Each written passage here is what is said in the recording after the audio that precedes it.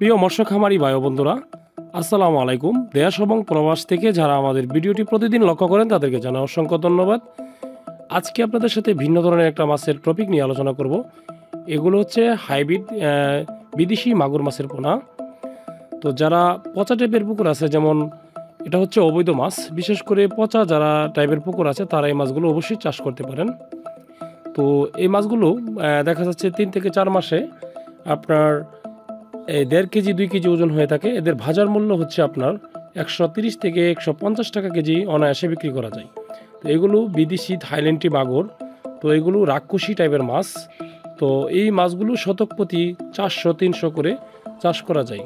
যেমন মুরগির বীজটা, মুরগির নাড়ি বুড়ি, এমনকি মুরগির লিটার দিয়ে আপনি এই মাছগুলো সহজেই চাষ করতে পারেন। তো আমাদের এটা আলাদা নার্সারি পুকুরে আমরা কিছু মাছ স্টকে রেখেছি।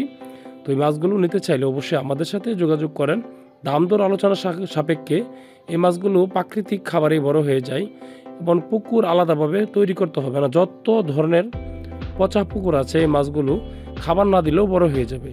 দেখেন মাছের সাইজ এক একটা 1.5 কেজি 2 কেজি ওজন প্লাস হয়। তো যারা হাইব্রিড মাগুর মাছের পোনা, আমি আবারও বলছি এটা কিন্তু অবৈধ মাছ। যারা পুরান পুকুর আছে, একদম পচা পুকুর, যে পচা ময়লা শেষ করতে পারতেছে না, তাদের এই মাছগুলো তাদেরকে শুধু দিব, এছাড়া কোনো দেওয়া যাবে না। তো এগুলো অবৈধ মাছ। তো বিশেষ করে জাতের মাছ নিতে হলে অবশ্যই আমাদের সাথে কাইন্ডলি যোগাযোগ করতে পারেন। তো অথচ কেউ ফোন দেবেন না, যারা প্রয়োজন পড়ে তাদের আমার সাথে যোগাযোগ করবেন।